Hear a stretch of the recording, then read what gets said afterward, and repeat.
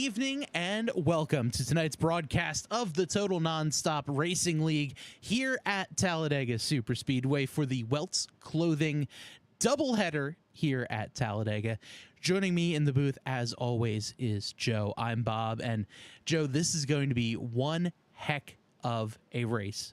Doubleheader, so we have twin races here at Talladega, so plenty of time for these drivers to get into some mayhem. Super speedway action, pack racing, everyone going just about 200 miles an hour.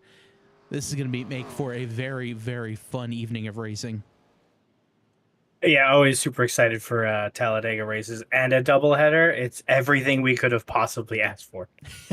And then some, because this is going to be great. We're coming down towards the end of the season. No playoffs here in the Total Nonstop Racing League. And if we take a look here at the point standings on your screen, John Daniels has the slimmest of margins over Anthony DeBarro. Just 8 points separates Daniels and DeBarro. Philip Scott also just outside in third place with 47 points back behind Daniels. Tim Johnston in the hunt, as well as John Cannizzaro Jr., Jonathan Gaston, Jamar Dumas. Those drivers all still within striking distance of Daniels, and one bad race here tonight could spell disaster for any of our championship hopefuls, because taking a look here at the points and the way points work, the winner gets 122 points, second place 119, 3 points less for everyone else, so on and so forth. And if you get the pole, you get 5 points. You lead the most laps, you get 5 points. If you lead one lap, you get 5 points. So theoretically, the winner could walk away with 15 additional points as well. So, you know, it's going to be very important as this race goes on to stay up front, stay and lead as many laps as you can. Try to get those bonus points, especially if you're someone like Jamar Dumas, like your John Daniels, like your Tim Johnston, and the rest of the field. Man, it's a close season thus far. And it's wild to me that after 15 races, the front two drivers are separated by 8 points. Yeah. Absolutely insane. As we see here, a lot of drivers just finishing up their practice session. 3 minutes left to go. Drivers practicing running in packs, trying to see how much they can push. And the big thing that our viewers are going to want to know, look at the way these cars are shaped. You see the front end is lower than the back end of the car. So you get that nose right up underneath the back bumper. It's going to lift the rear tires of the car in front of you up in the air. And as soon as you do that, the car in front is going around, and it's not going to be pretty. So you really have to get up in there and almost imagine that there's a balloon between your car and the car in front. You push into that balloon, it's going to basically deform and then push the car in front. And like we saw right there, Dumas just got a little too much underneath Cannizzaro. That sent him around and caused chaos. But you almost have to air draft. Whereas we see here, let's jump on board here with the 44 Danny White, and I'll show you exactly what I'm talking about. You want to get right up underneath the driver, and of course, as I say that, they split off. But you really want to get up and underneath the driver, as we'll jump on board with Jamar Dumas. You have to basically pretend there's a balloon between your car and the car in front of you. You really squeeze that balloon, you push the balloon in, and picture it with your hands. You squeeze a balloon, it expands up towards the top and the bottom of the balloon.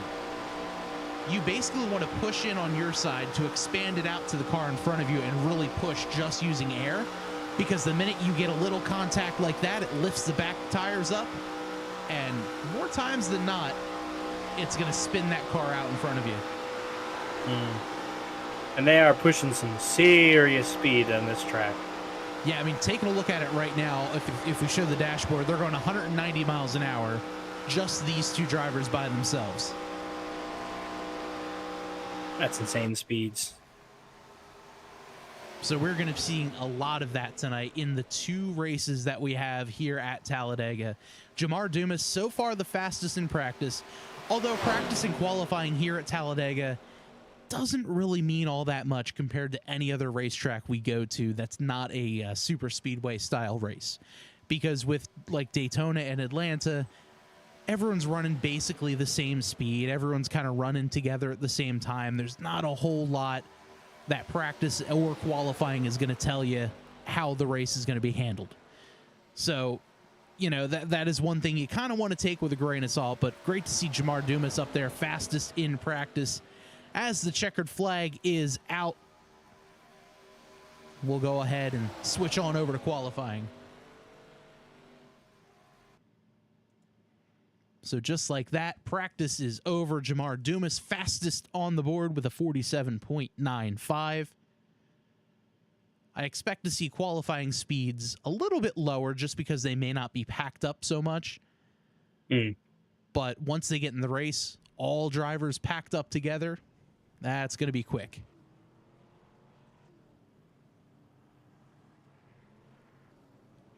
Can't wait to see it.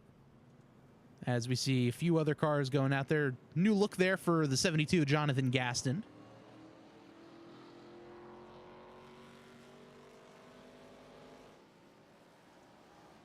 Adam Stewart jumping out there as well. Tonight's race is, of course, the weltsclothing.com doubleheader here at Talladega Superspeedway.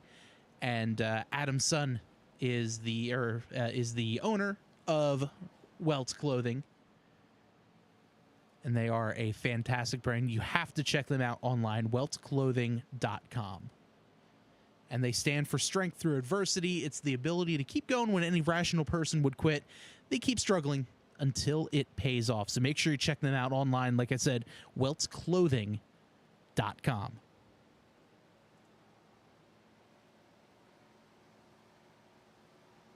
So the rest of the field getting themselves ready to go. Everyone coming across the line to get the green flag. There's Canizaro Jr. John Daniels, our championship leader so far. You see a couple of drivers put their time up on the board. That's just from drivers coming off the pit road and crossing the line. Scott Stewart in the chat says, "Oh, hey, that's me."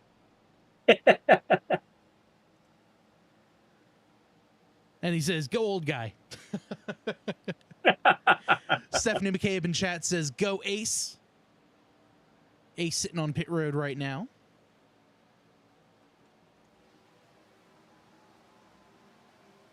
Looks like a family affair there in P2 and P3. Don't adjust your screen. There are 2 Canizaros. They are both named John Canizaro. 55 is John Canizaro Sr. John Canizaro Jr. out there on the track as well.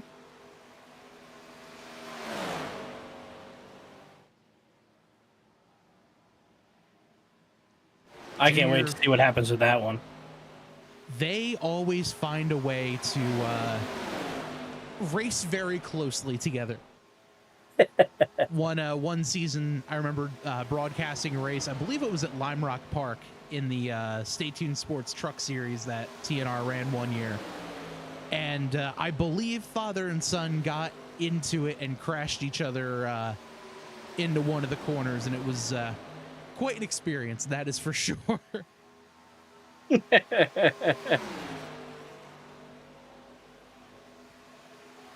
So we got about just under 2 minutes left to go here in qualifying. John Daniels fastest so far with a 49.15. We got a good gaggle of cars there. Daniels thought he had a run. He was thinking about going with Jamar. It looked like Jamar had slowed down just a little bit. Here comes Adam Stewart as well, down on the low side. The Dizzy guys drafting together. There's DeBarro and Johnston. And they really have to be careful because any incident points, even if it's 0x for just making a little bit of contact, your qualifying lap gets disallowed. So they really need to be careful. Try not to get into each other too hard. Try not to pull at any incident points.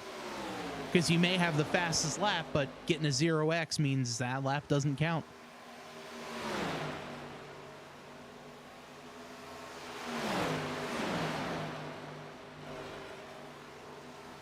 Another little pack here. I would expect to see Adam Stewart to have a pretty good lap here. I think he's in a good spot to pick up the momentum and just continuously pick up a little bit of a run from the 28 and the 02, as well as the Dizzy drivers.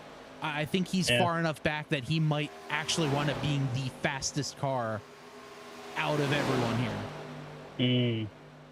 Because we already see how much he's picked up on the other four. Now we're all side by side. We're coming to the checkered. If these guys can get across the line before the clock reaches 0, they'll be able to go one more lap. Here comes Stewart with a head of steam. He's going to cross the line, and let's see. Doesn't look like anyone was able to pick up. Stewart goes, trouble. A little bit of contact there. Daniels hard into the wall.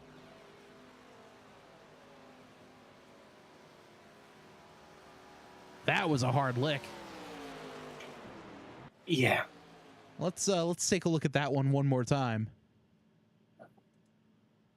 I am not envious of their seats and their steering wheel at this particular moment. Certainly not. Let's take a quick look here on the replay.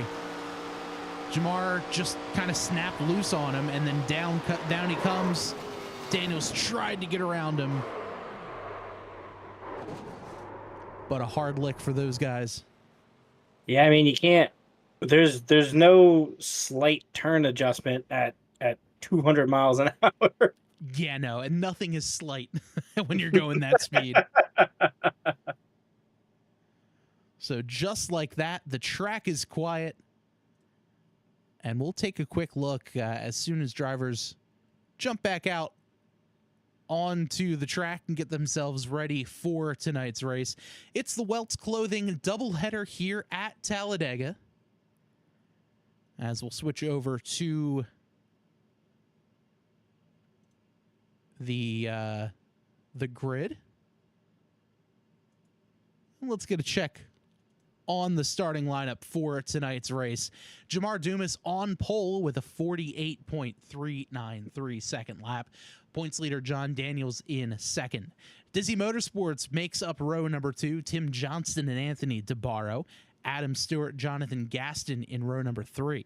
John Cannizzaro Sr. beats Cannizzaro Jr. He's in 7th. Philip Scott 8th. Jason Schue and John Jr. in 10th. Max Coast in 11th. Danny White in 12th. Ace House in 13th. Garrett Gleason 14th. And Jacob Bettis round out our 15-car field for tonight's race. It's race number 1, so still plenty of time if other drivers want to get in on the action for tonight's race. As the field is going to start pulling away. This is going to be a good one. A good 2. That's for sure.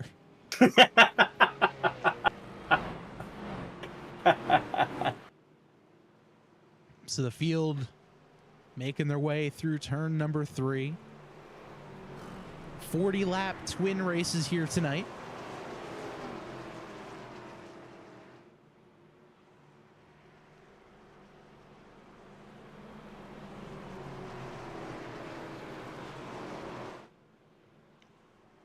Scott Stewart in the chat saying, let's go 4-car. Now the field has to make the long, arduous journey through the tri-oval. Every time we watch a race on TV, we know how much people hate it when they say, don't forget the start-finish line is after the tri-oval. So that'll be one of the few times I'll be saying this evening, I'm sure. But the field makes their way through the start zone. Green flag in the air. And the Welts Clothing doubleheader is on here at Talladega. Great start there from both lines. Daniels getting a little push from DeBarro. Jamar Dumas down to the inside. Side by side by side. Everyone minding their P's and Q's so far. Philip Scott takes a peek to the outside. He's going to try to make his move around the outside of Jonathan Gaston. Not going to have too much help. But with the way everyone's just kind of getting up to speed right now, may not be too much of a detriment. Scott's going to slip back in line just behind the 27 of DeBarro. Inside line starting to gain some more momentum. I was going to say, I don't know how fast you want this race to go to be 3 wide right out of the gate. It always gets a little sketchy when they say, you know what, 3 wide's going to be great right now. This track can handle 4 pretty comfortably. Or at least comfortably in the size-wise. Maybe not, racer moxie, but Yeah. So John Daniels gets the 5 bonus points for leading the lap. Jamar Dumas up on the outside says, no, I'm going to lead this one. He's got help from DeBarro, Philip Scott, and company. Outside lines have evened out for the most part.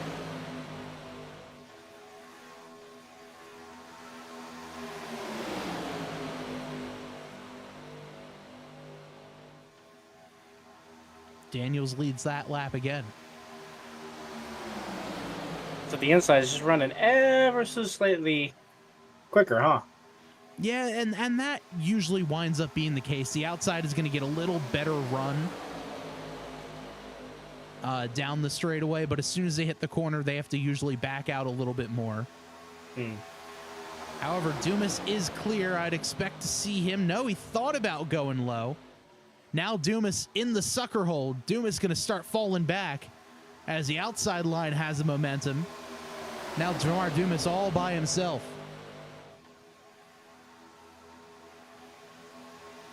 Hey, guys. Yeah, Who's going to let him in? Dumas sitting there saying, guys, okay, fine, whatever. I thought we had something. I guess I'll just sit here then. Jumps down in front of Canizaro Sr. Now John Daniels on the outside looking in. He gets shuffled out. And I would almost expect that. I mean, if I'm someone like Daniels, I don't need to run up front for the entire race. I just need to make sure I'm there for when it counts. I'll maybe go up there and say, okay, you know what? I saw exactly what I needed to see. The car did exactly what I needed it to do. I'm going to sit back and ride, just let it kind of happen, let them all crash in front of me. I can avoid the wreck, and I'll be there at the end. And that's kind of, I'm sure, what Daniels was doing. Just a bit of a testing to see, okay, so that's how that's going to go. All right, cool, I can do that. Let's go ride now. Speaking of strategies, we're 5 laps in. It's a 40-lap race. This is the longest track in NASCAR, 2.66 miles. What are we looking at for pits? Pit stops, I would probably, they may be able to make it, depending on how hard they decide to push. I think 40 laps might be the marker. They could comfortably do 35 for sure, but 40 might be pushing it. I don't fully have that answer for you. I just didn't know because this is basically foot on gas the entire race. So, oh yeah, I'm sure your mileage is not will not vary in this race. It is comfortably sucking down. No, but that's one of those things too, where if I'm Jason Schue or someone who's just kind of middle of the pack, not really anywhere to go, just kind of riding, I'm actually going to sit there and say, you know what? I'll just sit here. Let me just ride, and you can hear the engine. You're not going full throttle right here. You might be just lifting or, going at about like 75% throttle, and you're just letting the draft kind of pull you around. So everyone else is going to be fuel saving. It's the leaders that have a much, much harder time fuel saving. Gotcha.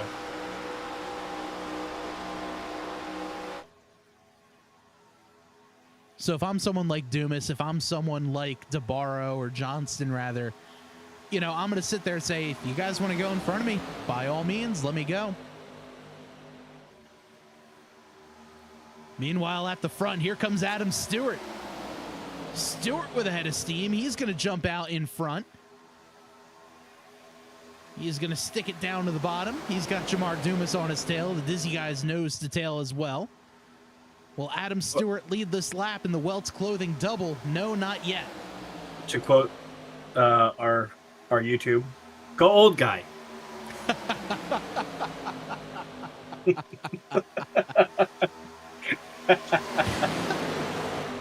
He is definitely showing his stuff right now, though. What a great drive here for Adam. And you know, we've been saying it all season long. He's been the guy that's, you know, the most improved year over year, race over race. And it's so awesome to see him up front here. Uh-oh. Oh, a little tiny bit of contact. Nothing, just a little bump. Here comes DeBarro. They're 3 wide for the lead. At the line, Adam Stewart gets the lap lead.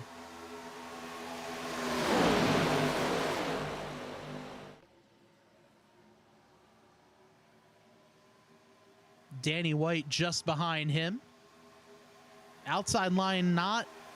Well, I was going to say they're not super formed. They've gotten much better formed up than the inside line. And they're almost breaking into 2 packs now.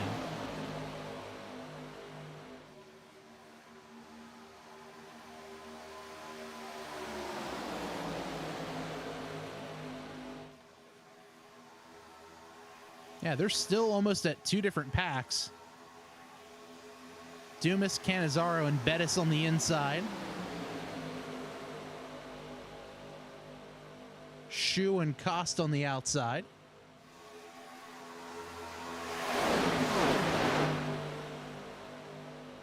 And they just might be sitting there and doing a little extra fuel saving. I know Jamar was sitting up front there for a while. And he might be sitting there saying, all right, we should probably save some fuel. We may be able to go all the way. And I don't know if we're feeling, you know, particularly wrecky tonight. This is the first race. You gotta wait till the second one. Exactly. Well, that's typically how these doubleheaders are. We saw it at Daytona. We saw it at Atlanta. One race, completely clean. Nothing happening. Everyone, you know, minding their manners. Another race, all hell breaks loose.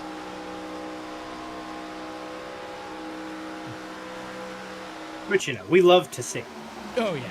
We love both versions of that racing.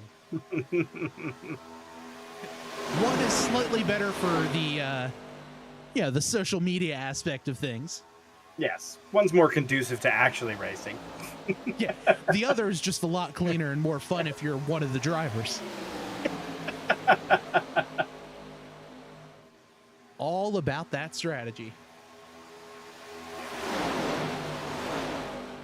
But we're already a quarter of the way into this one, 11 laps in.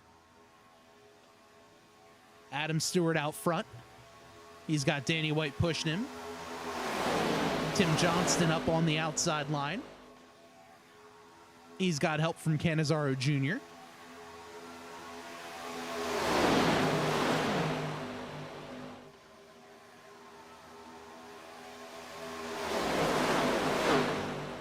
So far, we've got ourselves a pretty dang good race going.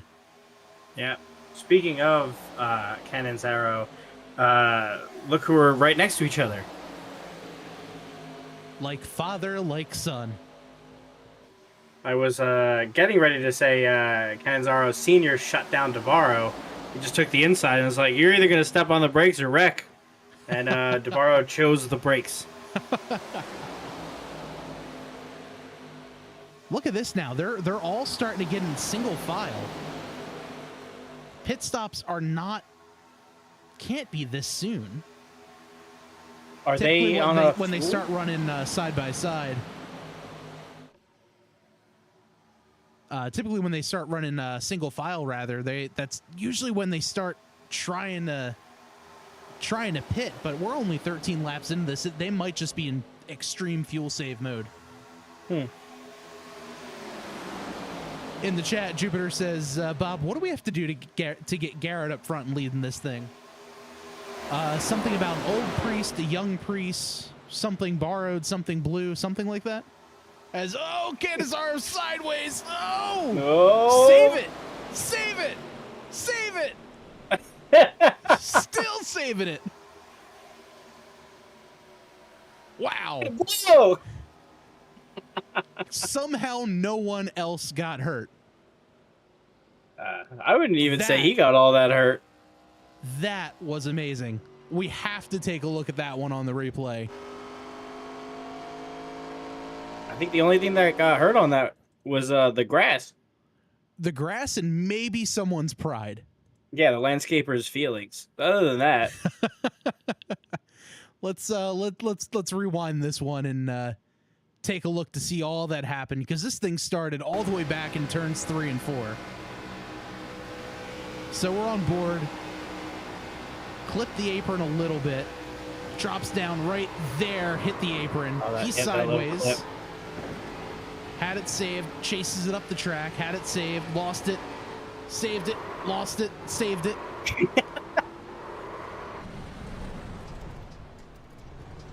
That grass did no favor except maybe to cool down the tires a little bit. And right there, wow, he was able to get it squared up again. That was incredible. Yeah, I would have been in several different walls. Upside down in the infield down Talladega Boulevard. There would be no infield party where I was. Let's just Certainly put it that way. Not. But because of that, we've now officially got 2 separate packs. Adam Stewart and company up front. And then from 9th on back with Jamar Dumas, Jacob Bettis and company, they've got their own little 4-car pack, but they're all running in one straight line.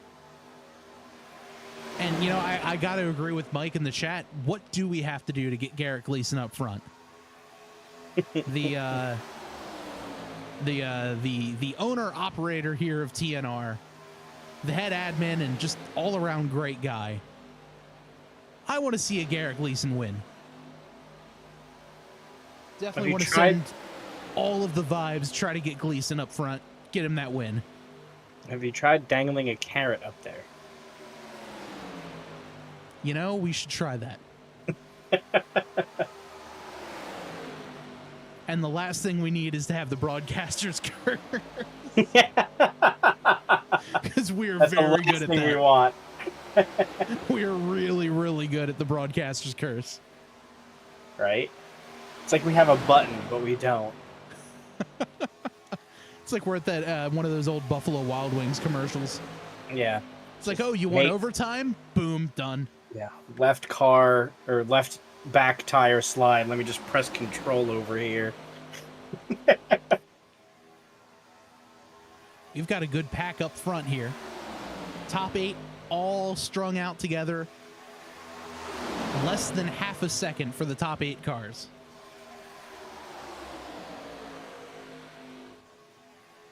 And it looks to me, Anthony DeBarro and Philip Scott on an island of their own. Here's where everyone's running right now. We see the main pack coming out of turn 2 down the back straightaway. The second pack, including Jamar Dumas in the 28, just exiting turn 2 now. And then the third pack, I did not expect this. But DeBarro and Philip Scott by themselves, they must have gotten shuffled out when the 55 was drifting out of turn 4. So now they're all by themselves.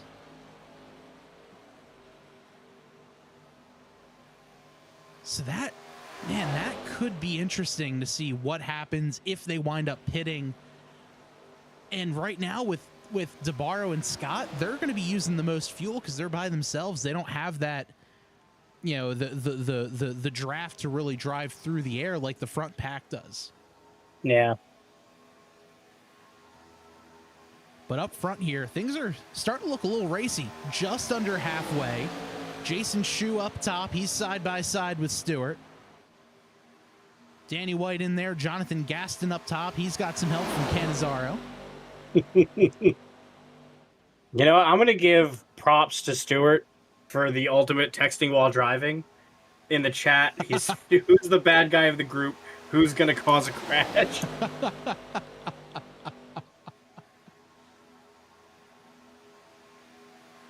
You should not text while driving at 200 miles an hour, sir.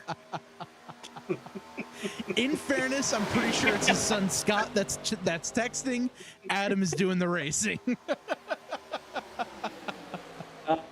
I got a question for you. Yes. That little red dot up on there in the track map. What's that about? I believe that is just a timing sector. For road course races or road races in general, their tracks are usually broken up by sectors just to see, okay, you're faster in this section versus that section. And that is about the halfway point in the lap. So that's gotcha. Where iRacing is like, okay, this first half of the lap took you this long. Gotcha. It was the first time I've seen a dot somewhere. So I didn't know if it was a Talladega thing or yeah, no, that's just an iRacing thing. In the chat, Scott says, whoa, I'm just his kid. Just a sponsor showing support.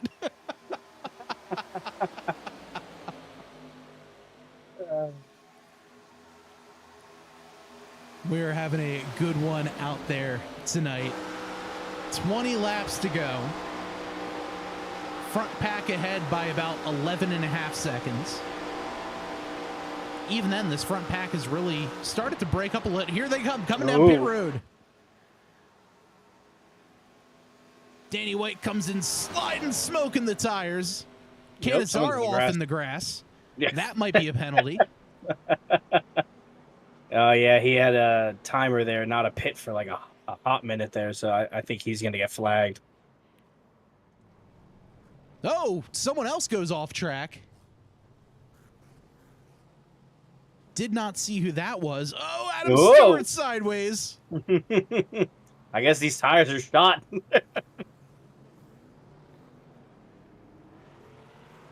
Some major issues on pit road.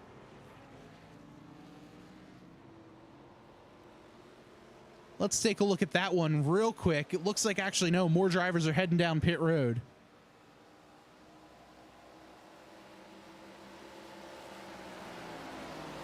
Now, Tim Johnson is down. John Daniels is down. Garrett Gleason is pitting out. Canizaro is pitting in.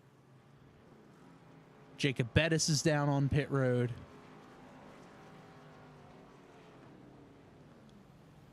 O2 sliding in, has to back up a little bit.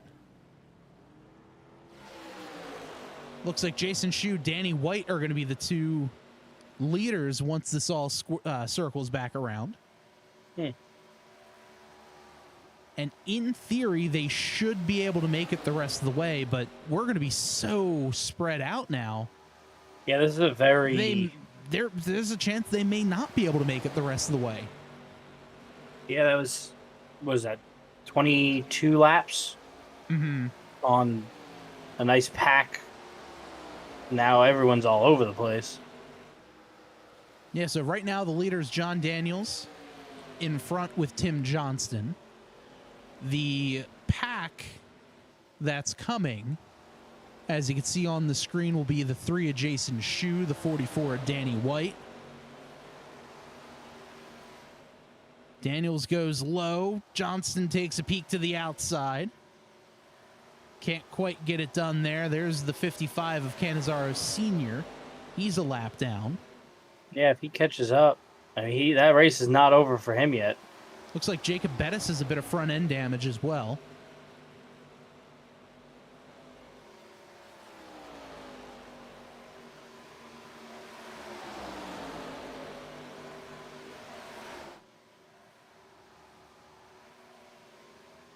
We're going to take a quick look here. I want to see what happened in that exchange of pit stops, because it looked like a lot of cars wound up going off track. Yeah, everyone was all over that. What is the speed on pit on this? Dude, I mean, they were all over the place. 55 or so. But let's take a look here to see what had happened because it looked like some drivers were just off. Yeah, pits are 55. Good call. Let's take a look here at everyone coming down pit road. So everyone coming in hard. Here's Adam Stewart in the 4. Does a good job staying down low. Oh, and right there, Ace House turns in to try to get to the inside. Nowhere for him to go. He turns in. Might have gotten a little help from Jonathan Gaston. Stewart out, gets turned. Just wrong place, wrong time. Gasses it up a little bit too much. Able to get it down into his pit box. Has to reverse. So a tough break there. Meanwhile, out front, it's still Daniels and Johnston. Daniels rather, is not on pit road, even though it says he is. Yeah, I got the same bug on my head.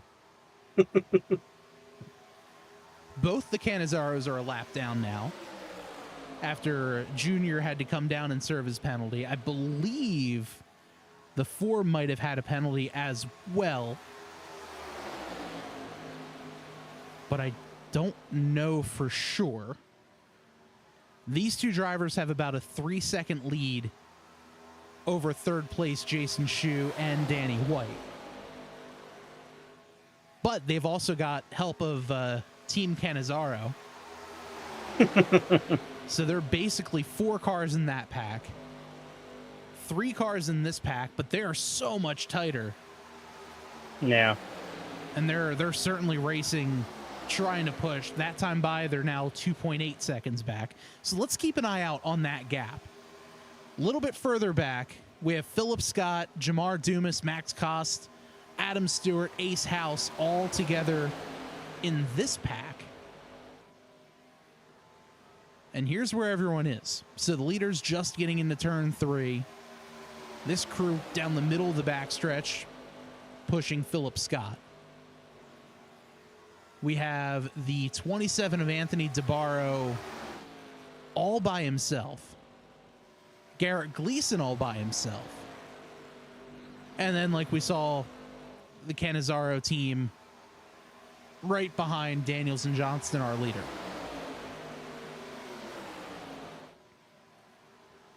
So everyone pretty much all over the place.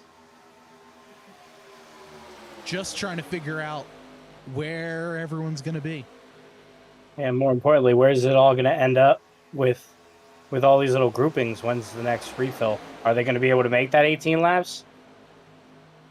Yeah, I mean, the way everyone came down pit road, everyone stopped basically on lap 21 or 22. I would expect and I would assume that they'll be able to make it the rest of the way just because they made it past halfway. But that being said, these are in smaller packs now. Daniels is using the most fuel out of everyone. Johnston is using a little less fuel. The 55 and the 77 don't necessarily count because they're a lap down. And then if we take a look at the second pack, they've caught this first pack. Yeah. They're going to wind up using a little more fuel just to catch everyone as well, but they pitted at past halfway. Odds are they should be able to make it the rest of the way. But the race winner is likely going to be coming from one of these top 5 drivers. I say likely because crazier things have happened.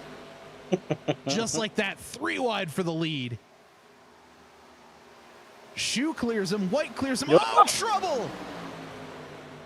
Gaston hard in the wall. And no yellow. I think he's done, though.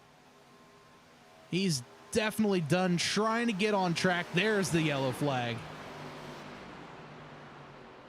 Gaston tries to get it going, but that is a huge breath of relief. As looked like Gleason had just gone a lap down. We'll see if he gets his lap back. Let's take another look here at this incident. Ooh, that front end damage. Yeah, some heavy front end damage, some heavy left side damage as well. Let's take a quick look here to see what had happened.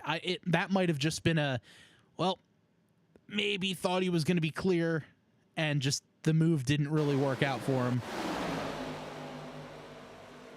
So let's follow. There's the red and yellow car on the outside line. He follows the 42 and yeah, just kind of one came up, the other came down, a hard lick into the front end. Oof. And unfortunately, race 1 may not be going too well for the 72, and I apologize for the broadcaster's curse yet again. The race winner may likely come from one of these 5 unless something crazy happens, end quote. Yeah, you had to say it. Well, something crazy has happened. Just had to crack my knuckles and type on my keyboard a little bit. And like Scott says, the yellow brings them all back together. Yeah, that's going to change the outcome of this race. Oh, yes. My question in the chat, let us know, is this the last yellow? Some guys a little further back, Tim Johnson, Philip Scott, Jamar Dumas, Max Cost, Jacob Bettis, they're all heading down pit road. They're going to top off. Tires could be an option here. I mean, they're not going to do too much, but this is still the same set of tires that you started the race with.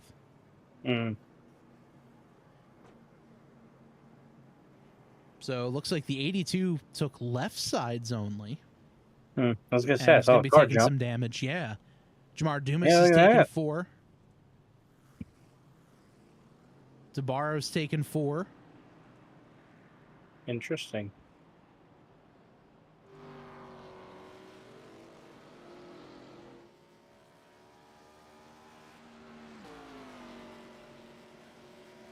So this could be interesting here as we get 9 laps to go. Pace car and the field right around the backstretch. Johnny Williams in the chat saying good luck to all for the rest of the night and hello to the booth. Hello, Johnny. Miss you out there.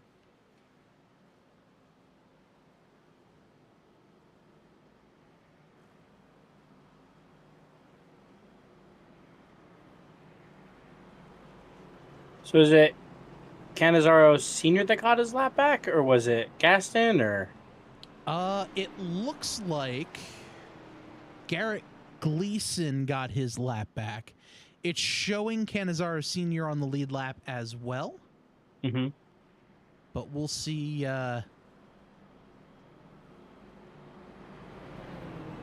We'll see how everything kind of shakes out here.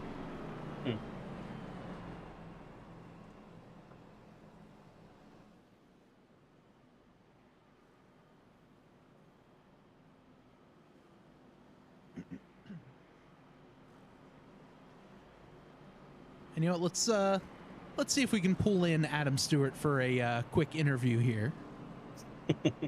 We'll move Adam up into the broadcast, or into the broadcast booth. Hey, Adam Stewart, Bob G and Joe here in the booth. You got a copy? Is it over? Yeah, I do. Well, Adam, fun race so far. Looks like you had a little incident there on pit road. What had happened there? I think whoever was on my outside didn't know I was there and turned in. Oh, because we had saw something happen there. Wasn't exactly sure, but I mean, up until that point, you're having a fantastic race. You're still in a damn good position right now, sitting P4 at the moment. 7 to go when we get back racing. What are you seeing out there? Well, John Daniels showed me a couple of moves early, how he would pass me right at the last second, and if that's what I got to do, I might have to try what he did. Other than that, it's just hope for the best. Awesome. Well, Adam, I'll get you back in there with Ace. Good luck for the rest of the way, and hopefully we'll talk to you later after this one. Thank you much. All right, that's Adam Stewart, driver of the number 4 car, and sponsor of tonight's race for the weltsclothing.com doubleheader here at Talladega. And Joe, they're getting ready to go back green. This is going to be a fun one. Yeah, this is looks like Gaston's got a lot to catch up. I am shocked he is gonna still be in this. Yeah, I mean, his car was looking pretty bad. As long as he can hang out in the draft, I think he's going to be okay. In there, looks like Scott Stewart asked Dumas DeBarro who else got tires. It's looking like, I would assume Cost got it. I would assume Scott, as well as Dumas, Gleason, all the guys who came down to pit this time wound up getting tires, but I don't see anyone else taking tires who had pit under green. Tires I don't think are going to affect too much here, but fresh tires are always the better option than even tires with 25 some odd laps. But that being said, pace car pulls off. Field in the hands of the three adjacent Schue. Danny White on his outside. They're going through the restart zone. Green flag in the air. We're back racing at Talladega. Great jump there by Schue. He's got John Daniels just behind him. Danny White may be looking to slot in behind Daniels. He does. At least for the time being. Adam Stewart's got a back bumper filled with Ninja Fill. White thought about jumping up front. Big push coming from Daniels. This is right off the back bumper of Jason Schue.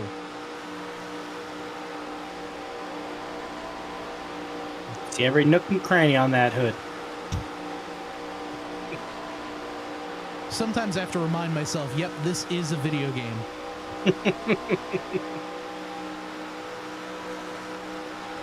Big push again from Daniels. Don't look too soon, but DeBarro's making his way to the front. Yeah, look at that. The Dizzy guys up to the top lane. They're 3 and 4 wide now. Trouble. Oh! Eesh. Oh, man. That's a lot. They are all wadded up. There's a car on his roof. That's Tim Johnston. DeBarro gets through. I think it might be easier to ask who got through. Yeah. Just one bad push. I think the field literally just got cut in half. Daniels with some heavy damage on the back bumper. Cost looks clean for the most part. Same with Dumas. Garrett Gleason makes his way through.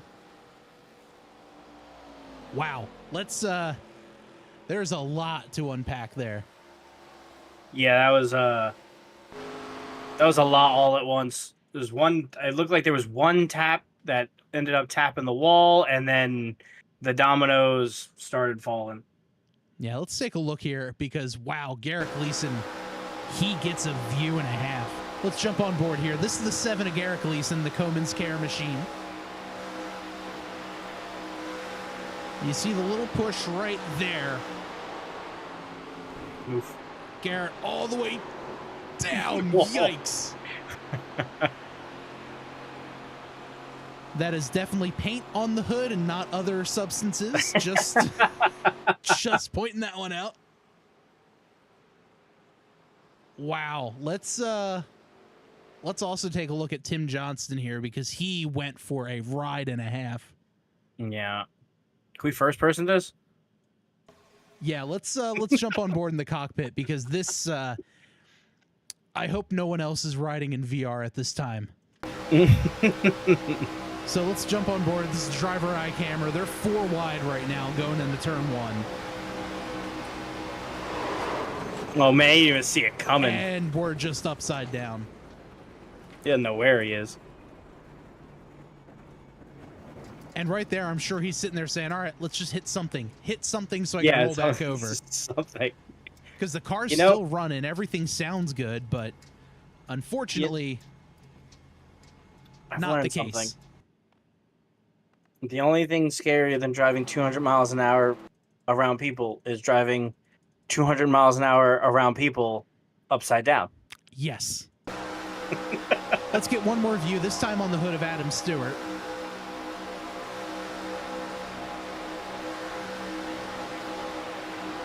O2 got down to the inside, hits the apron. That's where they all come together. Oh, man.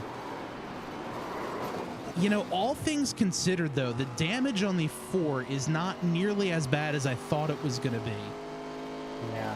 But, oh, that... I mean, those sparks. Those sparks, he's definitely dragging the right front. Mm-hmm. So I think he was missing a tire.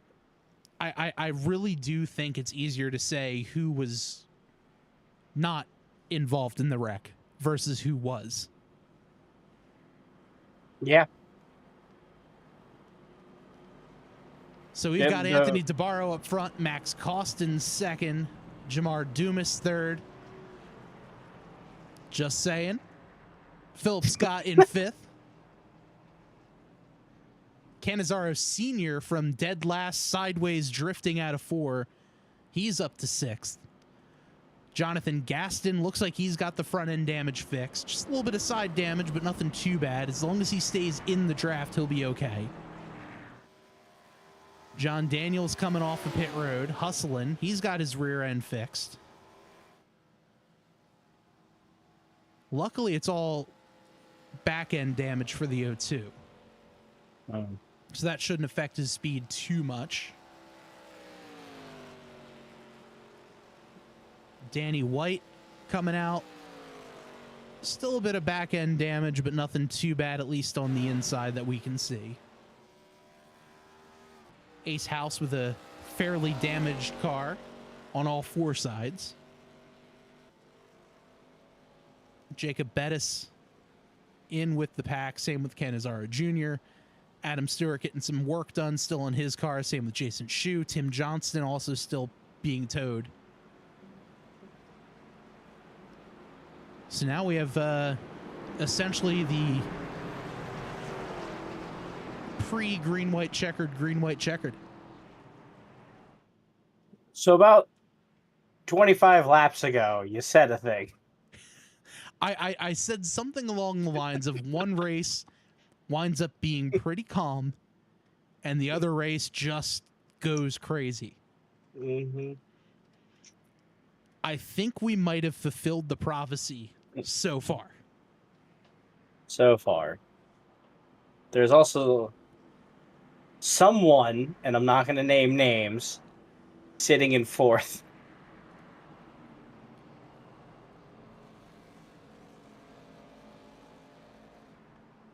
Not going to mention anything.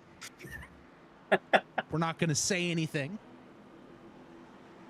But, Jupiter in the chat. Nah? Nah? Just saying. But meanwhile, out front, Anthony DeBarro, Max Costa on the front row.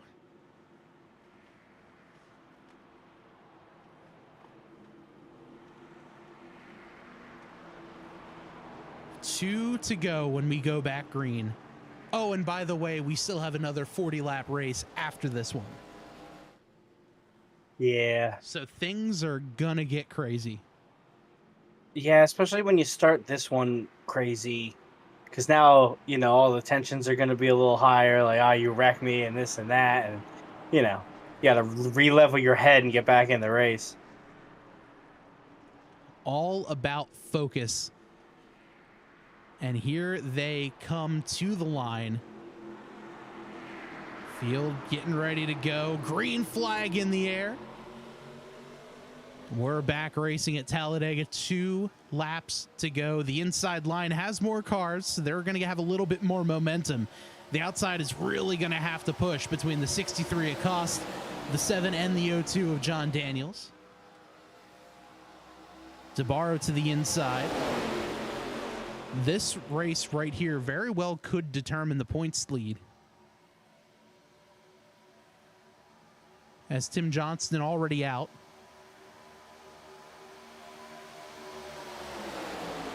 DeBarro getting a great push there from Dumas. He's got Philip Scott behind him. Canizaro to the outside. He's trying to take it 3 wide. He gets ahead of steam. Don't think that move's going to go anywhere, though. Does Gleason jump in front? No, he stays put behind the 63. White flag in the air this time by. Once they cross the line, no more yellows. Gleason takes a peek to the outside. He's going to have a little push from Cannizzaro. He can't quite get in. He's going to stick back in the middle. Meanwhile, Tabaro down low. He's got some help from the 82, or the 28 rather, of Dumas. They're getting squirrely back behind. Here comes the 7 of Gleason. Gleason to the top side. He's going to take a look behind Kost. He can't get around him. Now Kost goes down the block. They touch. Here comes Philip Scott. More contact. Sideways goes the 0-2. Cannizzaro sideways as well.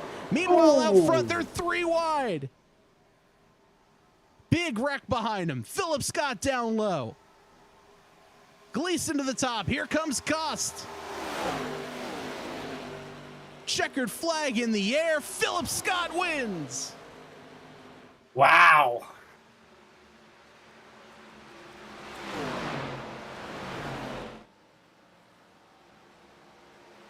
What a finish. Wow. Let's take a quick look at that replay, because there was a hard lick behind this crew. Yeah. Well, that finish had everything you could ask. I didn't even pick this one up. Take a look at Jamar Dumas. All by himself, completely clear. Cannizzaro gets loose, snaps, and Dumas goes for a ride.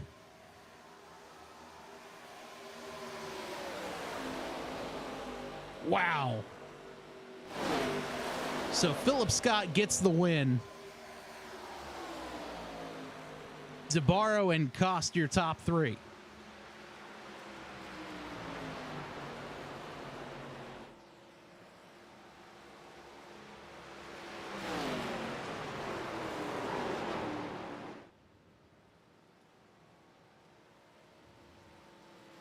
So we're going to get these guys up into the waiting room for the interviews. I am not seeing Philip Scott in the interview waiting room.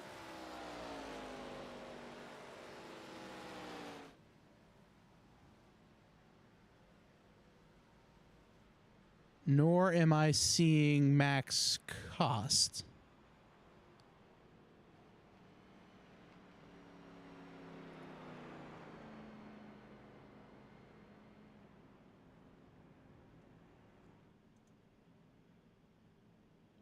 So Philip Scott is going to go burn it down.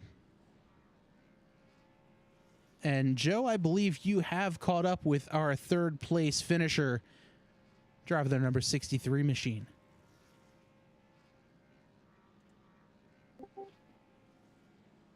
Hey, Max, congratulations on your podium finish.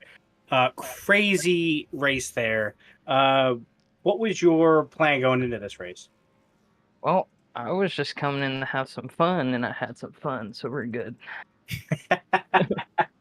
Did you have any challenges to kind of balance aggressive moves or your pitting or anything like that throughout the race? Well, we had to miss a wreck going in the pits. Yeah, a little bit. That was crazy. Then that caution was a lucky break, and I missed a big wreck, and started second on the restart, so that was great. Other than that,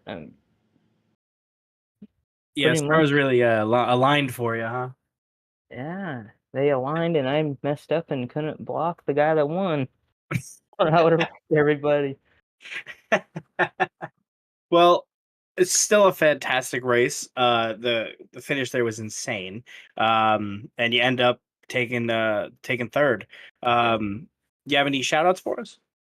A shout out to the league and you guys. Just hopefully we get more drivers next season, but this is a fun league. That's about it for now. Awesome. Well, it definitely is, and yeah, we're hoping we could have you guys grow even further and get more racers in there. But for now, congrats again, and good luck. In about 10 minutes. Yep. Thank you guys. Hopefully I don't wreck. I don't want to wreck. Well, that is our third place finisher, driver of the number 63 machine, Max Cost. I'm now joined by our second place finisher, Anthony DeBarro. And Anthony, congrats there on the P2 finish. Little crazy there towards the end. At one point, I think it was you and Philip all the way at the end, all by yourself, just a 2-car tandem. That first yellow came out and really felt like things kind of changed right there. Yeah, I checked up for seniors spinning out there. You know, I didn't want to run into. I didn't know which way he was going to spin, and I lost the draft. And you know, coming off pit road, I had no one, and the caution came out. I got lucky there. You know, we just kind of.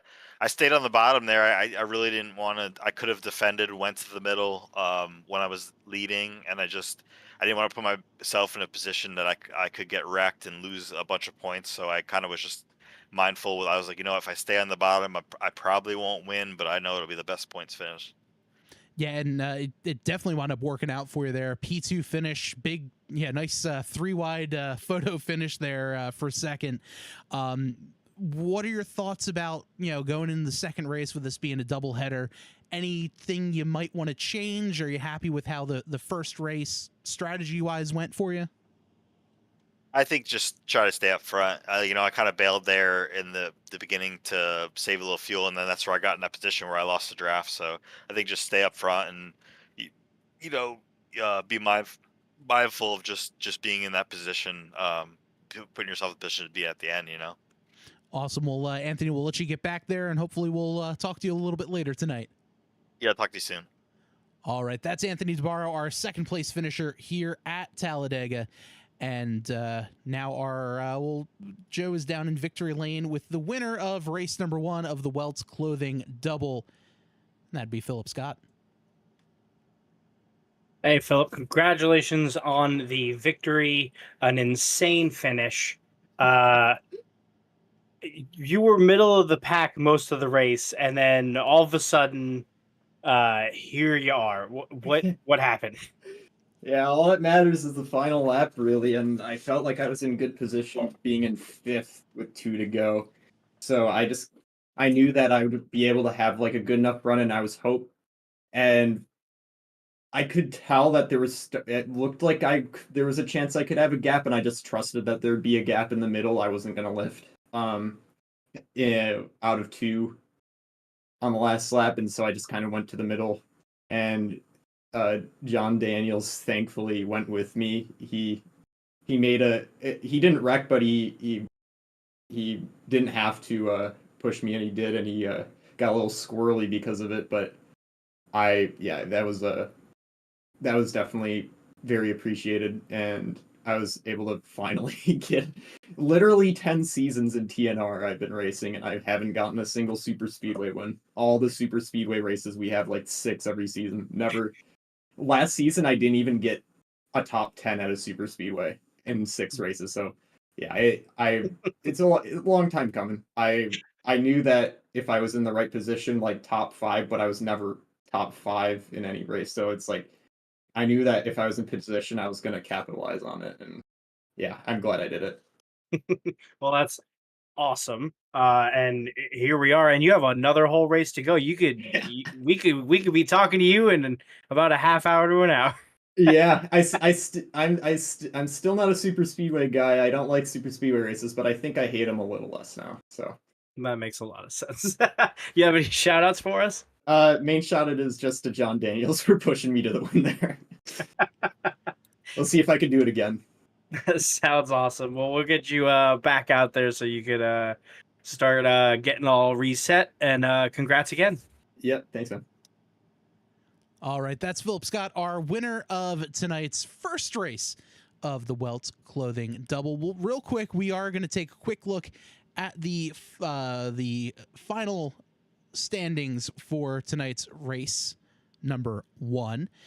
Philip Scott gets the win over Anthony DeBarro and Max Koss. Garrett Gleason comes home P4. I will gladly take that for him. Great run for Garrett. Jonathan Gaston, after being backwards, sideways, and almost upside down, finishes 5th. John Daniels comes home 6th. Danny White 7th. Ace House in 8th. Jamar Dumas, 9th place, 1 lap down after crashing out of turn number 4. Jacob Bettison, 10th. The Canizaros Jr. beats Senior, 11th and 12th. Jason Schue, Tim Johnston, and Adam Stewart round out our 15-car field for race number 1. We are going to step aside, take a quick break, but when we come back, race number 2 of the Welts Clothing Doubleheader right here at Talladega Super Speedway. Don't go anywhere. We'll be right back.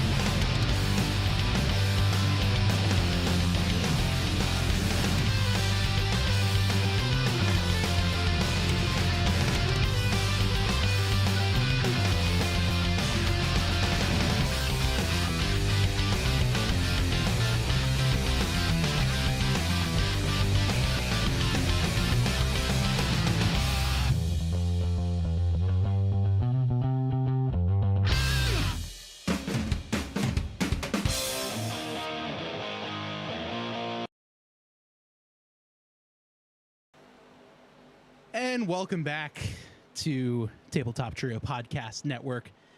Getting ourselves ready to broadcast race number 2 of the Talladega Doubleheader. So far, a very, very fun race for the first half.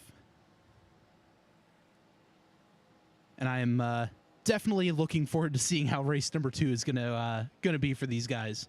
40 laps down, 40 laps to go. This is going to be a fun one, Joe. Yeah, that has been so far. Qualifying just wrapping up. So far, Anthony DeBarro, after coming in P2 in the last race, on pole for now. But let's see if any of these drivers have anything to say about it. Answer is no so far. Did you check the chat? Looks like over on YouTube, Canizaro Jr. about the first race said, was stuck a lap down the entire race because I didn't just miss pit road, but I massacred the entry. Then Senior ran out of gas because he pit too early. It's been a week for the Canizaro teams. Can confirm, missed the pit. I think massacre is the the proper word. But let's take a quick look here at the starting lineup for the second race here of the Welts Clothing Double here at Talladega. On the pole tonight is the 27 of Anthony DeBarro, Jamar Dumas in second. Third place, John Daniels and Tim Johnston, our championship points battlers. Jonathan Gaston and Adam Stewart make up row number 3. John Canizaro Jr. and Philip Scott, row number 4. Row number 5 has Max Cost and Danny White. Row 6 has Jason Schue and Garrett Gleason. Jacob Bettis and John Canizaro Sr. round out the 14-car field for tonight. Looks like we are missing one driver.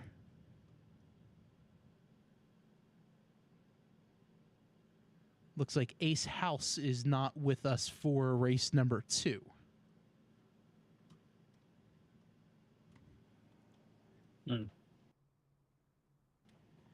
But drivers are getting themselves ready to race here on this 2.66 mile super speedway.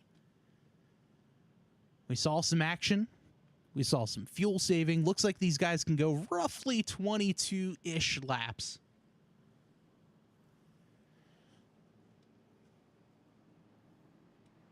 So look to see if that is going to change for race number 2. 6-mile-an-hour wind.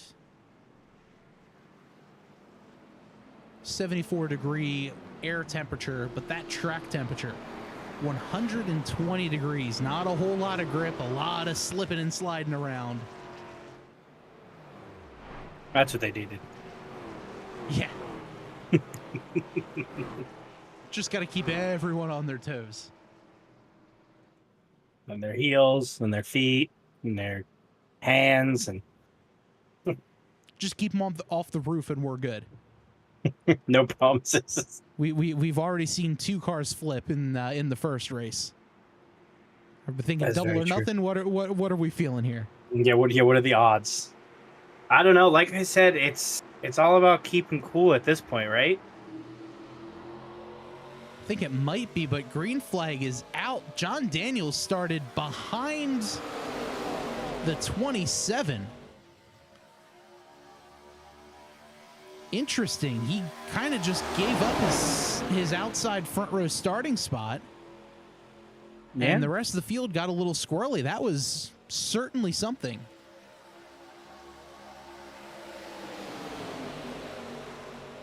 DeBarro goes up top. He's going to block the 28 of Dumas. Dumas says, "Nuh-uh, I'm taking up to the top side."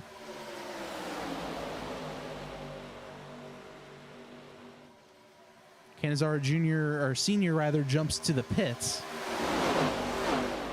So that might be race over for him. Now Dumas on the express elevator to the basement. I wonder Canonzaro Sr. had some issues because he is racing.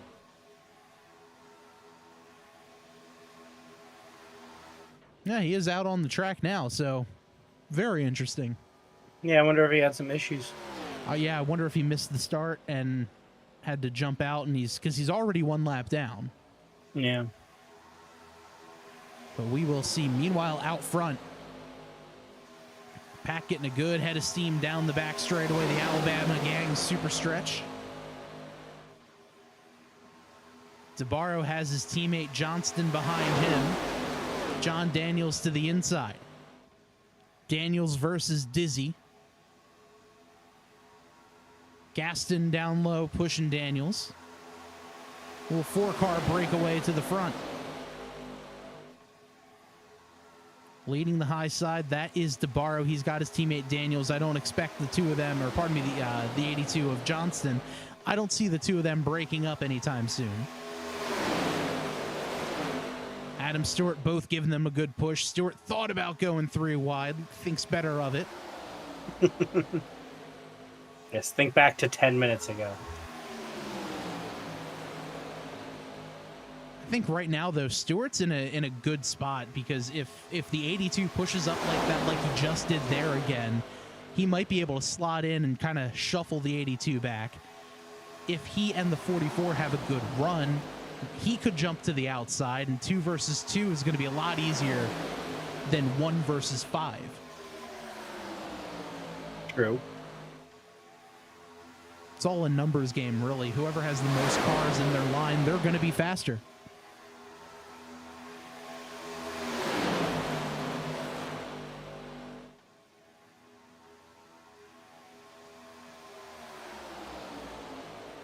White starts to fall back ever so slightly. No, he jumps in front of Cannizzaro. Cannizzaro has to jump out of the gas.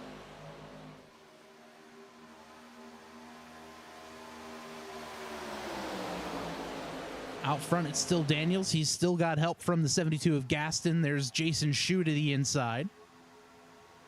Second group starting to form up a little bit. That would be with Jacob Bettis, Jamar Dumas, Garrett Gleason, and Philip Scott.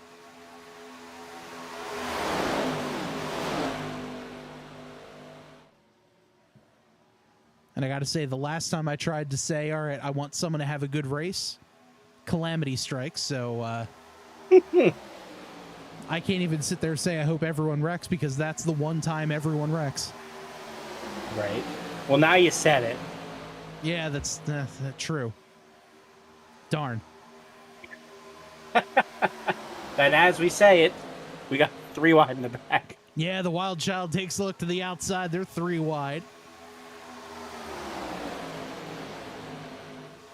Stewart trying to hold him up there. He does. Now Cannizzaro down low behind the 4. DeBarro to the point.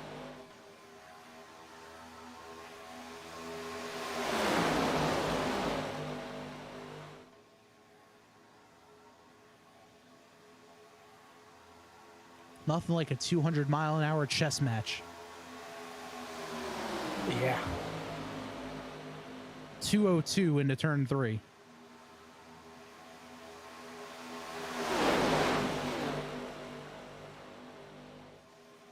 Track temp is hot. Track temp is slick. Not a whole lot of grip either.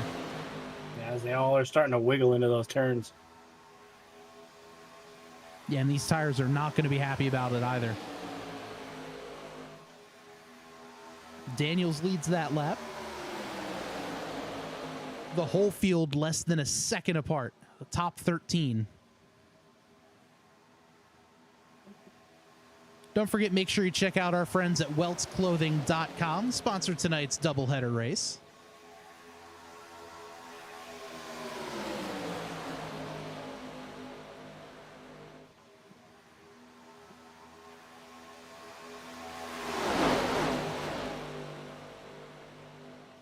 Also, if you like these races and you want to keep watching, don't forget to like, subscribe.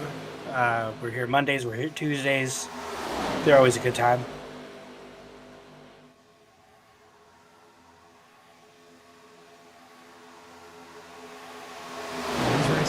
ton of fun to watch, ton of fun to broadcast. Tomorrow night, it's going to be a fun one with the Speed Xfinity Series. I don't like where this is going. 9 o'clock Eastern at Mid-Ohio, but right now, they're 3x3x3. Pure insanity. 3x3x3, slick, hot field, not... I don't like where this is going.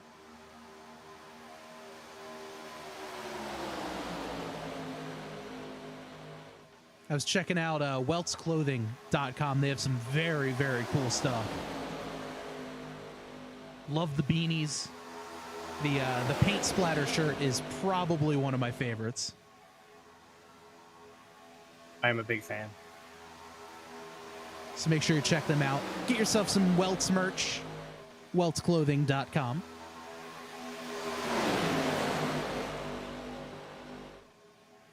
Big beanie guy as well. Some really sweet looking beanies there too.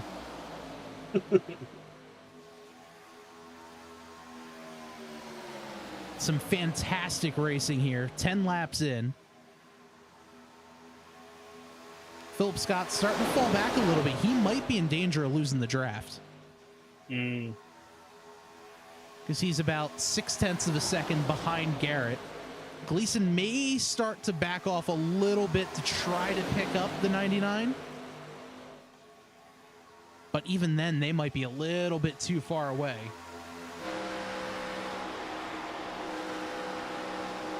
Wow, you can hear him lift actually heading off into the corner just to keep the car stable. Wow. But I think right now, if I'm Philip, I'm saying, all right, you know what? They're getting real racy. They're 3x3x3. Maybe I do want to stay back here, try to save some fuel if they wreck. I have an easy exit to the bottom. And as we say it, oh boy, I quit. I'm done. What a save. Jonathan Gaston, save of the century there. He was sideways. Let's take a look at that one because that was something else. I cannot believe again, broadcasters cursed that one. So here's the 72 of Gaston.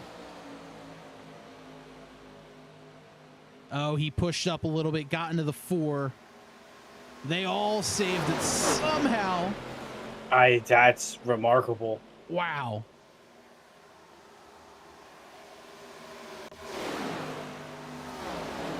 So just like that, there's now a 5-car breakaway, then a 3-car breakaway, then another 3-car breakaway.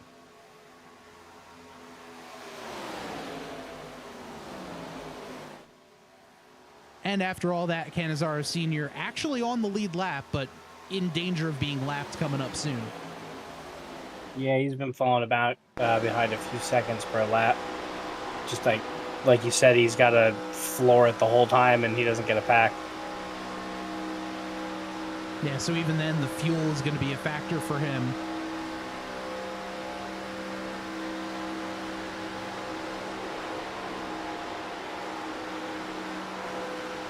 Some great camera angles here brought to you by our friends at Track Cams for Gourmets. You can check their link out in the description below.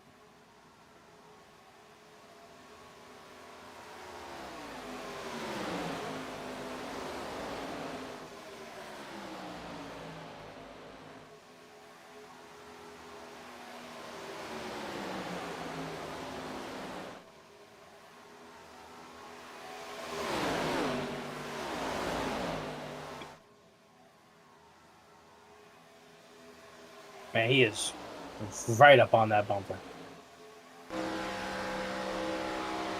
When you can't see the front of the car, you know they're close.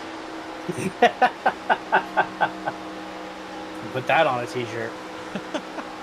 What bumper?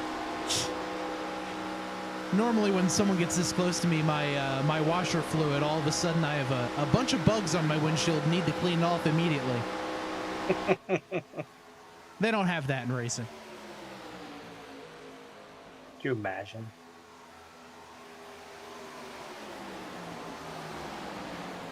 Second pack formed up here. Danny White leading the group.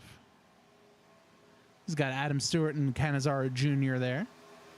Philip Scott, or pardon me, Jamar Dumas, rather, picking up the rear of that.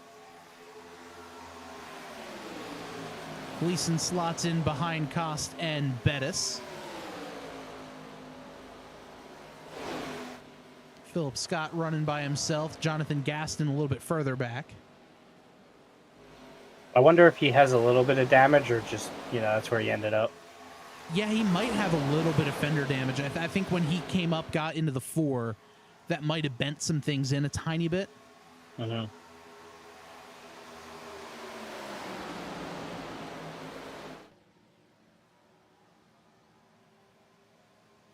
And just like that, that second pack has caught the first, and they're coming with a head of steam.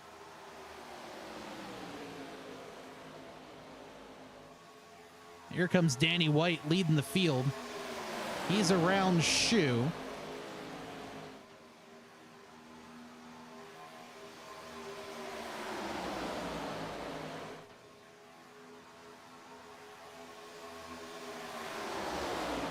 I would expect to see these guys start challenging for laps led within the next lap or so.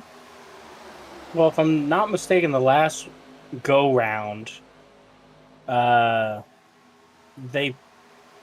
pitted, 18 to go?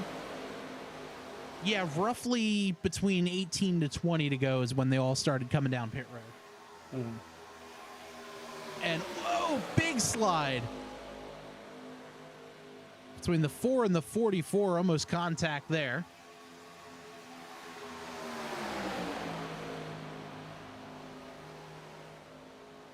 Tabarro still leading this one with his teammate Johnston firmly behind him. John Daniels in third. Jason Schue takes a peek down low, not going to be able to do it. And those three, really the most to gain or lose tonight. Tabarro wants to take first. Daniels wants to hold it. And so far, so good. Coming into tonight, don't forget Daniels has only an 8-point lead in the point standings.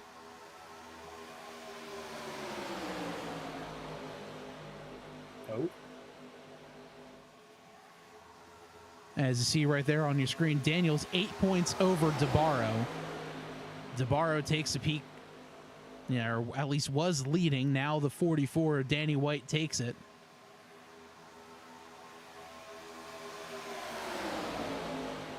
So White jumps up. Here comes Schue to the outside, looking to make it 3 wide. Can't quite get it done.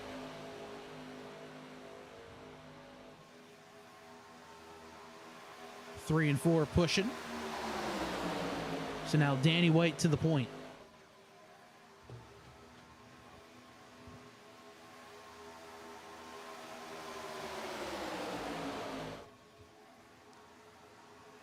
Now Tabarro to the top side. Has a little bit of help from Stewart. Can't quite get it done. As White is firm on the bottom. He's got some help from the 82. I would expect to see the 82 try to make some sort of move to maybe force the 44 to go somewhere he doesn't want to go, just so he and Tabarro can link back up. Yeah.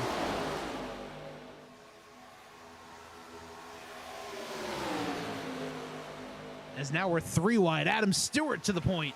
He's got some help from Schue.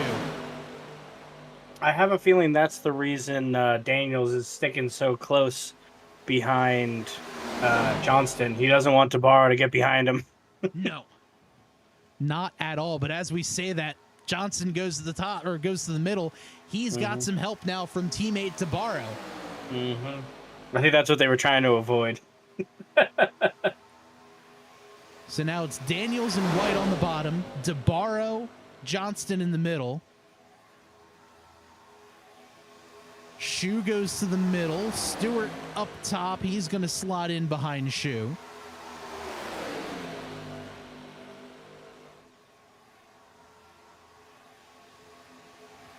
Dumas and Canizaro there, although Canizaro's having some connection issues. Which there's nothing scarier than a blinking car like that in a super speedway race. I don't know. I witnessed someone traveling upside down at about $1.80. It was pretty terrifying. At least you know where he is versus the blinker. You don't know. Just because he's blinking and flying across the air doesn't mean iRacing doesn't know that. I guess it's not the blink. I've been suplexed by blinking cars before. I watched a blinking car hit a bridge in iRacing because they're bouncing all over the place. I was going to say, I guess it's not the blink out that you're worried about. It's the blink in. It's where iRacing thinks the car is. So now we're halfway through this one, likely to see pit stops happening any moment now. The Dizzy guys are linked up. John Daniels in the O2 is essentially an honorary Dizzy driver because he's been racing in the chat with them. So I'd expect those three to come down. Maybe not this lap, but next lap.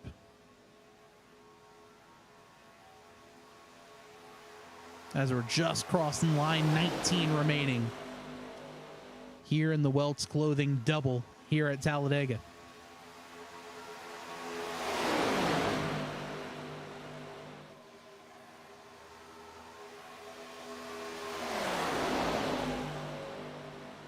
I can't believe we're already halfway through this one. Yeah, this one's moving along swiftly. Barring anything crazy. Yes. I think we got the crazy race first. And this one's going to be the super competitive green. And I think, too, everyone has had their opportunity to practice. They know, okay, you know, I drove in a little too deep for pitting. Here they come. Stewart in there hard. The 27, the 82. So Daniels rubbed a little bit of grass there as they are going down pits. That possibly might be a penalty, but we will see. Stewart into his box. He hits it. Johnson good. Oh, the 0-2 of Daniels had to back up.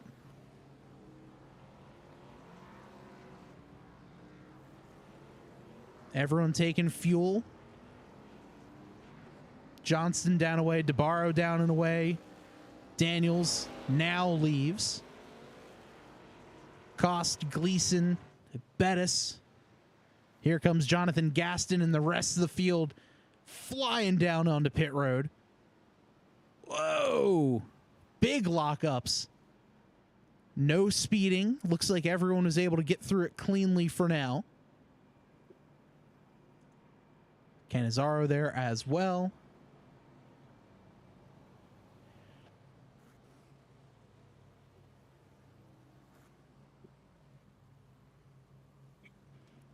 And the 28's taking tires. I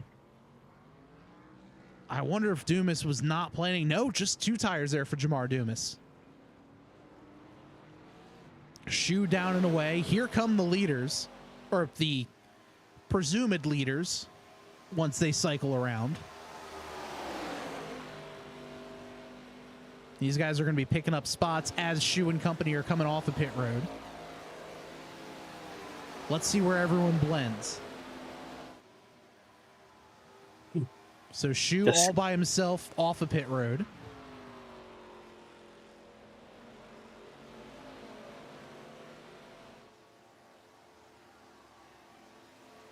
There's Johnston, DeBarro, and Stewart.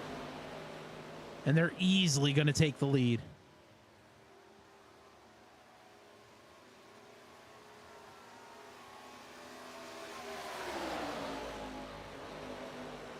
So much more calm, less chaotic round of pit stops that first time through. Yes. But if you look at the trap map, it kind of looks like darts were thrown about. Yeah, just kind of scattered all over the place. If I didn't know any better, I'd think this is just a regular standard 1.5 mile race. Yeah.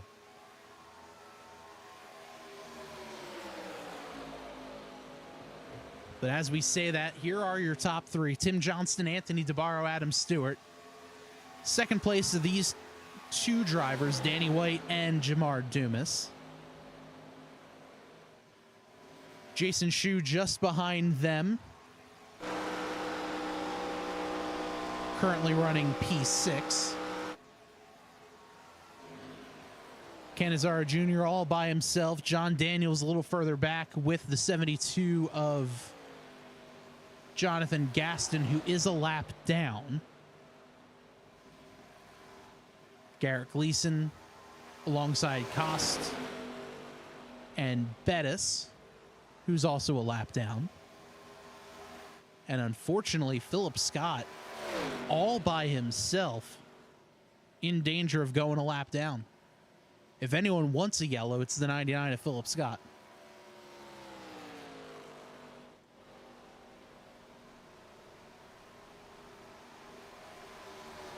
Meanwhile, out front, Adam Stewart falls back. Oh, trouble! Caution flag out on the racetrack.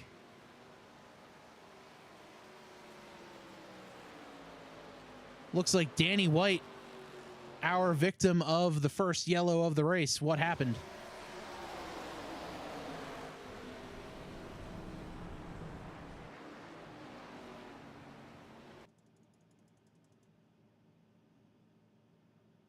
Was not entirely sure.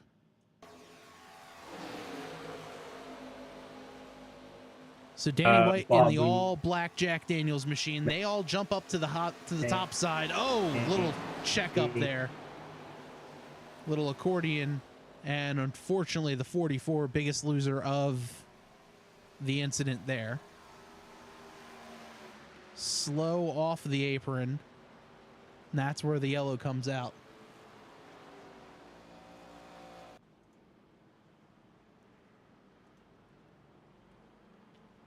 So, we have our first yellow, 14 laps in, or 14 laps to go.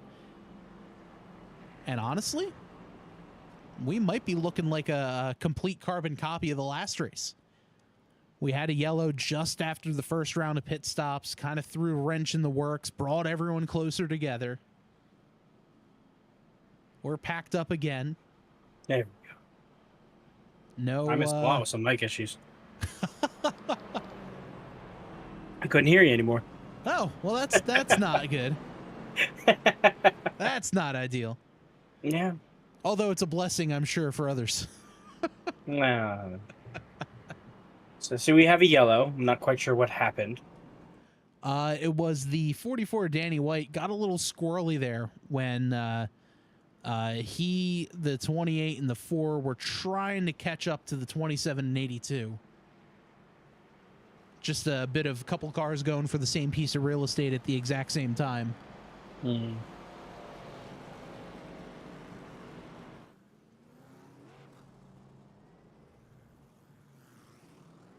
Philip Scott, the absolute biggest winner of that. Scott was in danger of going a lap down. He was 45 seconds behind the leaders. Within a straightaway of them as the yellow came out, so... Unfortunately, I think I threw the broadcaster's curse again with that. I just finished saying Philip Scott is the one who's praying for a yellow. Well, totally wasn't me. I wasn't here. Can't blame me. Don't yell at me. Yep. Nope. That is. I really think I should just shut up at this point. I don't know. I wouldn't know what to do. This is a lot of power you yield. Because I think that's what the third or fourth curse that I've put on this race tonight. Yeah. To Between anybody, we have 14 racers here. You just let us know for $10 to the race booth. We'll name somebody. You can click the donation link if you're over on Twitch. I will talk nonstop about that driver, and they'll probably wreck or win. It's a 50. It's a coin flip. Yeah.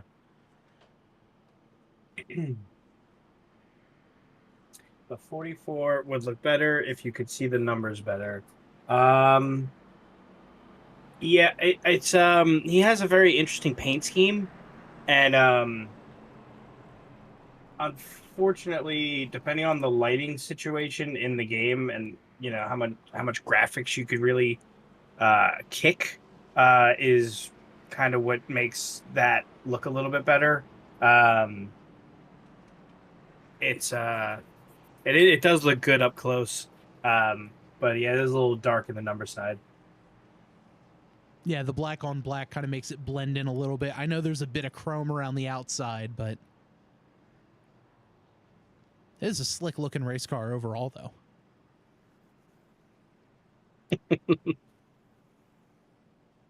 So we're going to go back racing with 11 to go.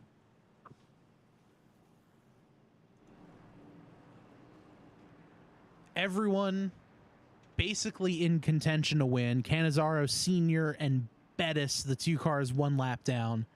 Jonathan Gaston goes to take some more fuel. I believe he got a lap back too, so he's a lucky winner here as well.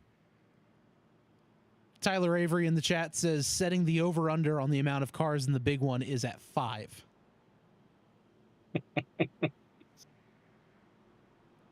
I'm gonna take the over, which means they're not going to crash. Just, you know, just preempting there. Mm-hmm.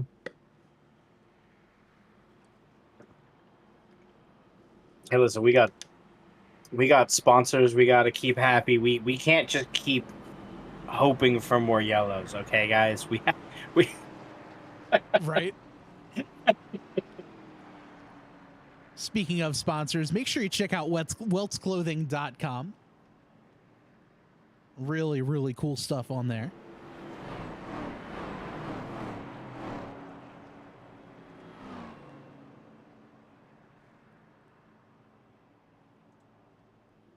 Johnny Williams asks, does anyone know what the next race is? Yes, we do.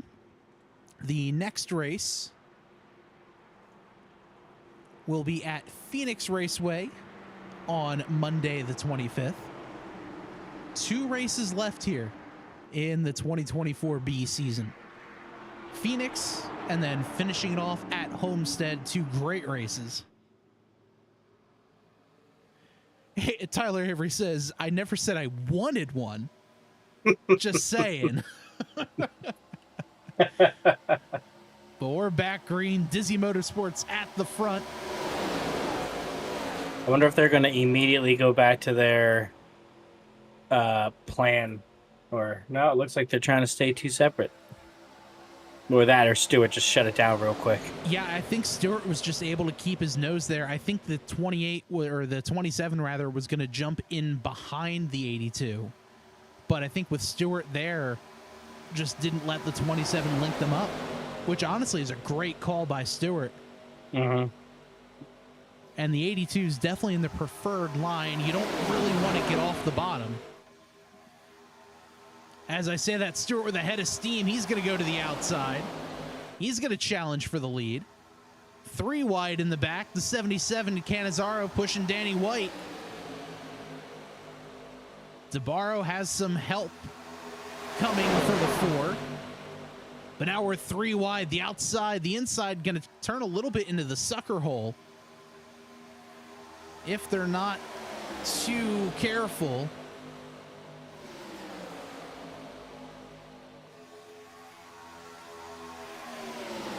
They're able to stand strong 3 by 3, the top 6 under a blanket. I'm surprised the middle is able to hold up without the rest of the lap traffic. I am too, honestly, with the way momentum racing works. That usually winds up being a bit of a vacuum and they just get pulled backwards, but it worked for them. Now they're 3 by 3. Perfect. Big push there from DeBarro. Gets into the Forest Stewart. Stewart still leading strong in the middle. Danny White to the outside. 9 laps remaining. Johnny Williams says, Hurricane wins at Homestead this time. I'm all for it. I am all for that chaos. We did a race a couple seasons ago where they had the wind pushed up to max, and it was something like 70+ mile an hour wind somehow. It was absolutely insane for the race. And one of the most fun races I've had. Max speed, 47 miles an hour. Yeah. And depending on which version of Phoenix we go to next week, whether it's the current version or the legacy version, one of them has lights. We need to remember that because a couple of seasons ago we tried to race at Old Phoenix at night, and there were no lights. We were racing until darkness. Felt like a kid again. You can come home when the street lights come on. The lights just never came on. We had to race by pace car light. There are a lot of changes happening up here. We are now 2 deep. Look for a second. We might have a third group in the back, but speaking of, Phillips just tapped the wall a little bit. Well, that one's on me.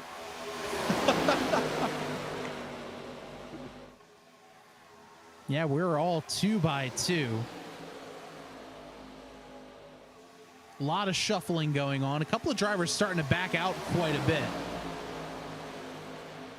I don't know if the guys towards the back are just sitting there saying, I don't really know if I like this look right now. Well, I mean, with all the chaos that's been happening, I kind of think that Canizaro Sr. has the most to gain here, because if they make a wrong move in the front and all of them wipe out, he is the best one to capitalize. He's going to get his lap back. He's the next one in line. And that's also one of those issues where he's got Bettis, who's the guy he's racing for the Lucky Dog, right there. So he doesn't even have the luxury to say, you know what, I'm going to back off. I'm just going to let them race, and if they wreck, they wreck. Great for me, because he's got Bettis right there, and as soon as Bettis goes around, it's going to benefit him should they wreck. Yeah.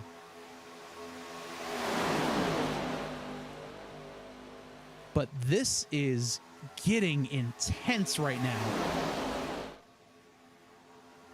11 drivers, less than a second apart. 6 to go. Make that 5.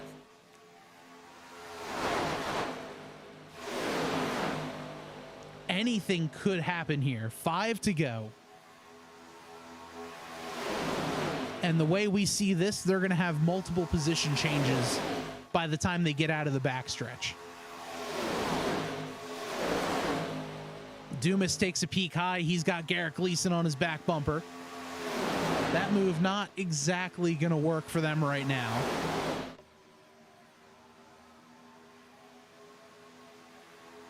They back off.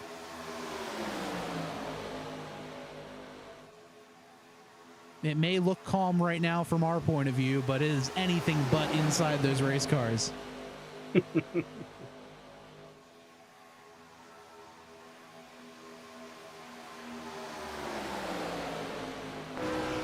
We'll get on the driver's eye here with the 3 of Jason Schue.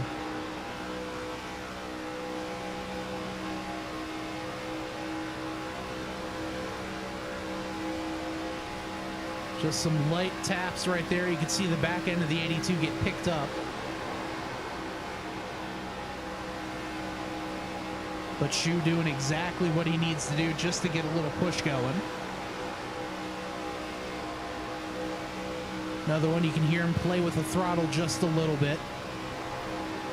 Here comes Canizaro to the top side. Now Dumas takes a peek. He's going to try to get around Daniels. Gleason's going to think about following, but I don't think he's quite close enough. Now the 28's open, almost hoping one of the guys in the middle lane jumps out in front of him.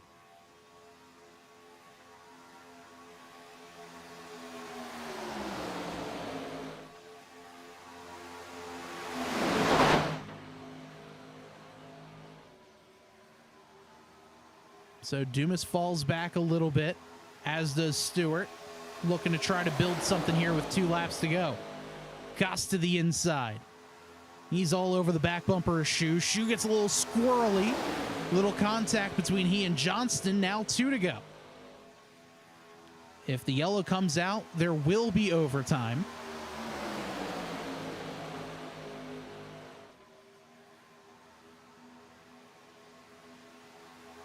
I'm just waiting for this to break out into 4 wide. It could happen here. Half a lap to go before the white.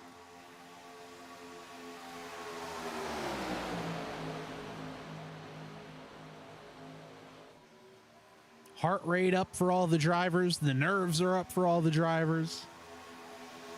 All sitting there saying, all right, this is what I need. I need to do this. Can I do this? Can I get this driver to do that? Canizaro a little out of shape through the tri-oval. White flag in the air. We're going to see the checkered this time by. Dumas takes a peek to the top side. Not quite able to get anything going there. Danny White side draft in the 3. Trying to dump some air from his car onto the 3. Can't quite do it. Here comes Canizaro. He's going to think about to the top side. Can't get that one done. Gleason behind Bettis. Meanwhile, out front, Johnston has control. Tim Johnston down low. Schue goes up to block. Canizaro and White both in the wall. Little contact from Cost. They're 3 wide, 4 wide now. A couple cars slideways. There goes the 28 Oh, boy. around. Big wreck to the line. Who gets it? Oh, no. It's Navarro. Who else? I don't. There was just a cloud. Who finished where?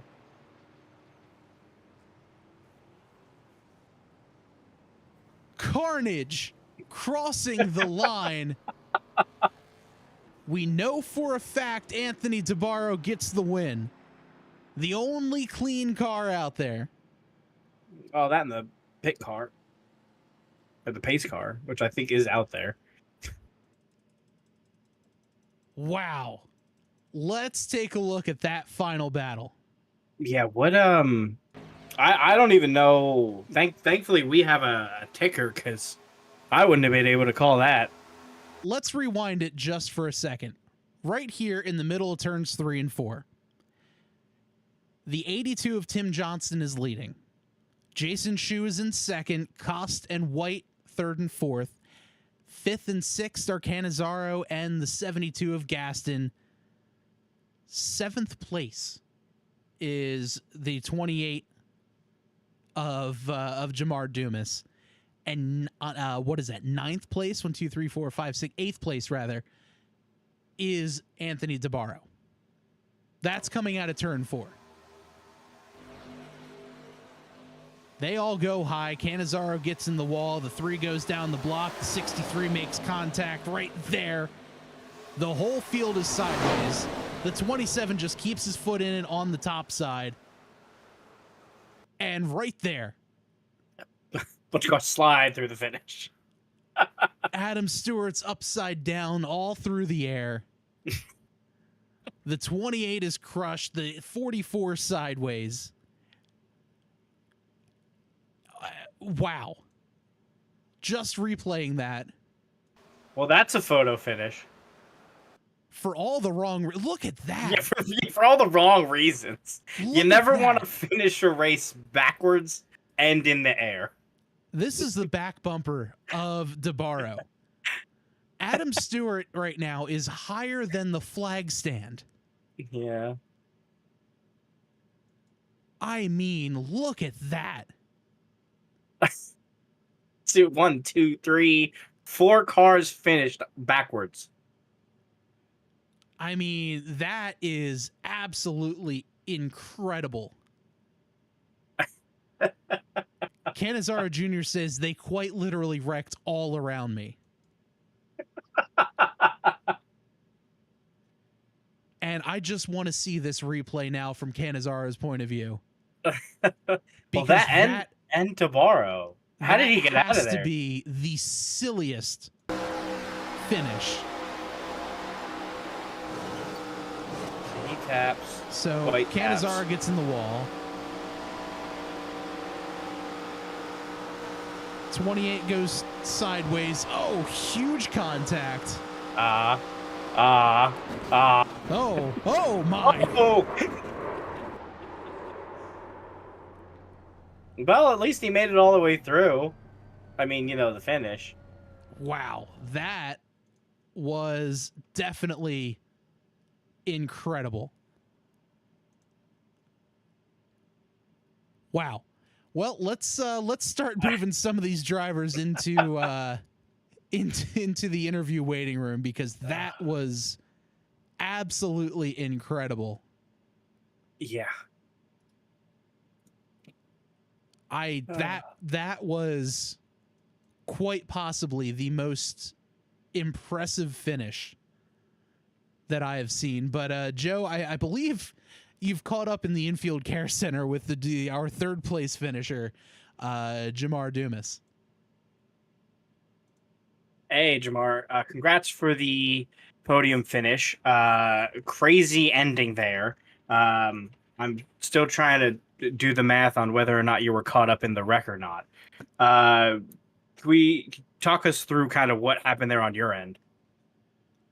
Oh man, it was crazy. I was probably about fifth, I think, third on the bottom, coming to the finish line, and somebody went below the line, and I just didn't lift. And next thing I know, all heck was breaking loose. I think I finished third, right? You did indeed. You that's why you're here. Yeah, it was a crazy finish. Prior to that, how did you kind of navigate the bumper to bumper racing that is Talladega?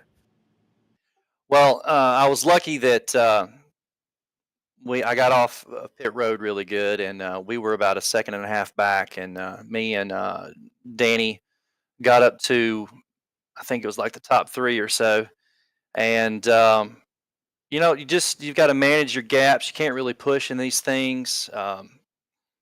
It's tough, but it's fun. Sure, it's fun. Is definitely fantastic for us up here in the booth. You have any shout outs for us? Yeah, this is what, 2 weeks in a row now, top three. So maybe I can keep this up. And I'd like to shout out to my daughter Madison. She's always watching and rooting me on. Awesome. Well, yeah, definitely hopeful. You'll have a trio on the tabletop trio. So good luck next week, and congrats again. Yes, sir. Thank you, guys. All right, that's Jamar Dumas, our third place finisher tonight here at Talladega for the second race of the weltsclothing.com double. I'm now joined by our second place finisher, driver of the number 44 machine, Danny White. And Danny, congrats there on P2. Little hectic last couple of corners there. Talk us through that one. Oh man, we were just flooring it and hoping for the best. 77 done a great job pushing me there. Last handful of laps we had, and just couldn't stick together, and a little bit of chaos. Typical Talladega, but man, that was a fun race. And talk us through that. The last lap coming out of 4, it looked like both you and John kind of caught the outside wall. And what was going through your head when he hit that? Did you think, oh man, like there goes my chance, or you say, all right, nope, I think we're good still? At that point, I thought we were still good. Just keep hammering down and just hope for the best. Definitely a whole lot of chaos out there for sure. Looking to next week, racing at Phoenix. Obviously the track doesn't have the best reputation nowadays. But how do you think the race is going to be next week with these Gen 4 cars? I mean, the good thing about these Gen 4s is you got a little horsepower. You can run it off the back wheel. I don't know if we're running the old one or the new Phoenix, but if we're running new Phoenix, it should be a pretty daggone good race. Yeah, I'm pretty sure it's going to be new Phoenix, but I haven't seen confirmation for it quite yet. But that is going to be a darn good race. And Danny, before we let you go, I'm sure you have some shout outs. Let's hear them. I want to thank the 77 for the awesome job he did pushing me there. That was great at the end. And then my buddy Jonathan Gaston, he got me into this league, and I thank him every week when we come race, because this has been a fun league to race in. Awesome. Well, Danny, congratulations again on P2, and hopefully we'll talk to you next week after Phoenix as well. All right. I appreciate it, guys. All right. That's Danny White, our second place finisher here at Talladega. And Joe, you've made it down to victory lane, and our second time chatting with this guy today. Anthony DeBarro wins here for the second race of the Talladega double. Hey, Anthony, congrats on the chaotic finish. Walk us through kind of your end there. Well, for starters, I want to say I told you I'd talk to you later, right?